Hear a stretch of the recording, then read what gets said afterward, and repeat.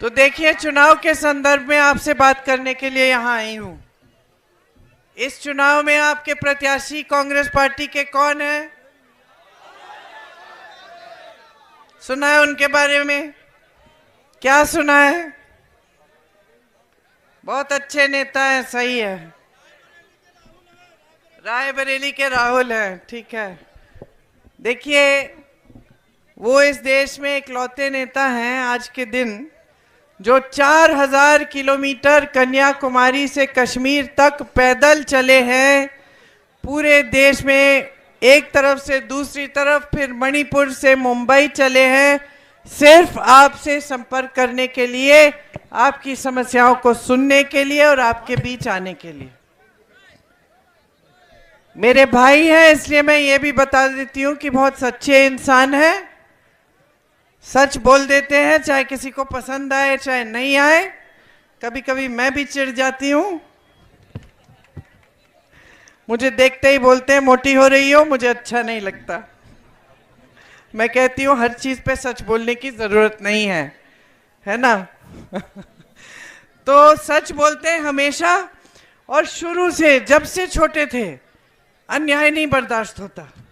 तो हम छोटे थे तो कोई लड़ाई झगड़ा कर लेता था, बच्चों में किसी ने कुछ गलत कह दिया किसी बच्चे को, एकदम खड़े हो जाते थे लड़ने के लिए। तो न्याय के लिए हमेशा लड़े हैं, सच्चाई के पथ पे चले हैं। और मैं इतना आपको कह सकती हूं कि आपके सांसद बनेंगे तो आप खुश होंगे कि ऐसा सांसद मिला आपको।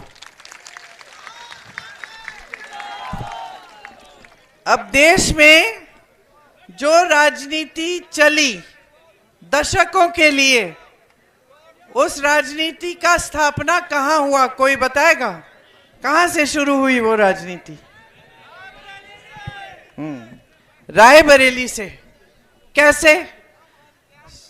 103 साल पहले रायबरेली के किसानों ने एक आंदोलन किया, अंग्रेजी साम्राज्य के सामने खड़े हो गए, अपने हक मांगने के लिए, अपनी आजादी के लिए उन्होंने आंदोलन किया। जब इस बात का पता चला जवाहरलाल नेहरू को इलाहाबाद में, तो जवाहरलाल नेहरू यहां आए देखने के लिए कि कौन है ये किसान जो इतने गरीब है लेकिन इतने साहसी है, इतने गरीब है लेकिन इतने मजबूत होके, दृढ़ होके अंग्रेजी साम्राज्य के सामने खड़े हो गए। तो पंडित जी आए यहाँ, अंग्रेजों ने पूरे क्षेत्र में नाकाबंदी कर दी थी। पंडित जी छुप के आए और मिले किसान जो आंदोलन था उनके मुखिया से, और फिर वो भी कंधे से कंधे लगाकर किसानों के साथ लड़े आजादी के लिए। तो देखिए, यहाँ की राजनीति जो है यहां से शुरू हुई कि जनता जागरूक थी, जनता अपने अधिकारों के लिए लड़ रही थी, तभी नेता ने सुना और यहां आए। तो नेता को आपने दिशा दिखाई, आपने राजनीतिक दर्शन दिया, आपने दिखाया कि ऐसे करना है हमें आंदोलन और ऐसे आगे बढ़ना है। यहाँ के गांव में जाती हूँ, मुझे स्वतंत्रता सेनानी का परिवार मिलता है, गांव में है, और गांव में जाती हूँ तो कांग्रेस का कोई ना कोई मुझे कार्यकर्ता या पुराना कार्यकर्ता मिलता है। तो जब आजादी हुई, इंदिरा जी आपकी सांसद बनी, तो उन्होंने यही परंपरा आगे बढ़ाई और आपने भी यही परंपरा निभाई। इंदिरा जी ने एक बार एक ऐसी नीति लागू की जो आपको ठीक नहीं लगी, आपने उनको चुनाव हरा दिया।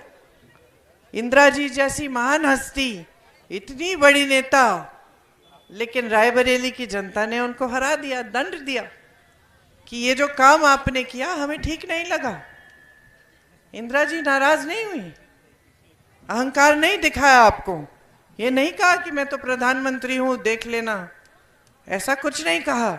आत्मचिंतन किया, सोचा कि अगर जनता कह रही है तो कुछ हो गया होगा, मैंने कुछ गलती की होगी, और आत्मचिंतन करने के बाद अपनी नीति बदली और यहाँ फिर से वापस आई तो आपने फिर से हराया, अभी फिर से जिताया। तो इस तरह से आपने इंदिरा जी जैसी बड़ी नेता को भी बताया कि नहीं इंदिरा जी, ये बात ठीक नहीं थी, अब आप ठीक रास्ते पे चल रहे हैं, हम आपको पूरा समर्थन दे रहे हैं, है ना। तो आज देश की राजनीति के प्रति आप जागरूक हैं कि नहीं हैं?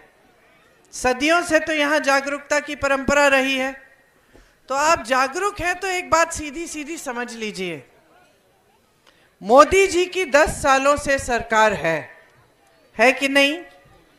केंद्र में है और प्रदेश में भी भाजपा की सरकार है। 10 सालों से सरकार है, और जब जब आप टीवी को चालू करते हैं या आप अपने फोन पे देखते हैं, आपको क्या दिखता है?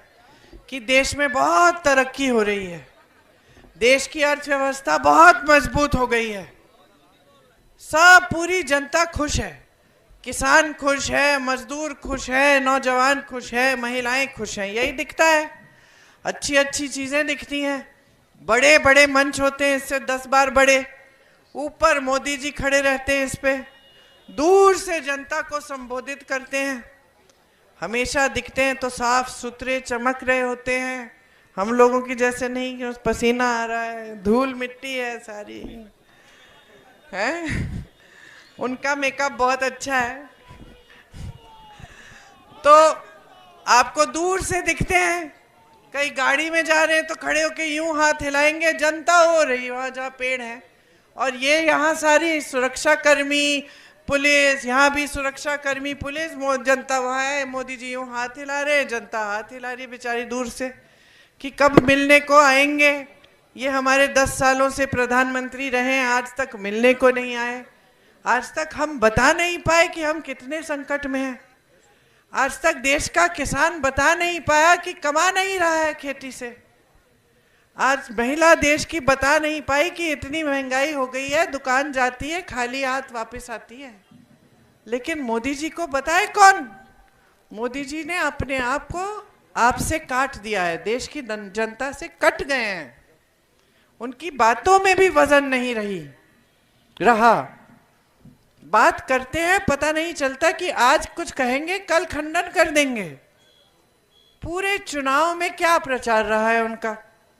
या तो कांग्रेस के घोषणा पत्र के बारे में बात करते हैं और झूठ फैलाते हैं कि कांग्रेस ने, सोच लीजिए, कांग्रेस ने अपने घोषणा पत्र में लिखा है कि अगर आपकी 2 गाड़ियां हैं तो 1 गाड़ी छीन लेंगे, आपके मंगलसूत्र को ढूंढने के लिए आपके घरों में मशीन लेके आएंगे, और वो एक्सरे की मशीन होगी जिससे आपके मंगलसूत्र, आपके गहने कांग्रेस पार्टी छीन लेगी और फिर किसी एक समुदाय को दे देगी। इन्होंने इतना कह दिया कि अगर आपकी 2 भैंसें हैं तो कांग्रेस पार्टी आपकी 1 भैंस चुरा लेगी और किसी को दे देगी। अब बताइए, ये प्रधानमंत्री हैं देश के?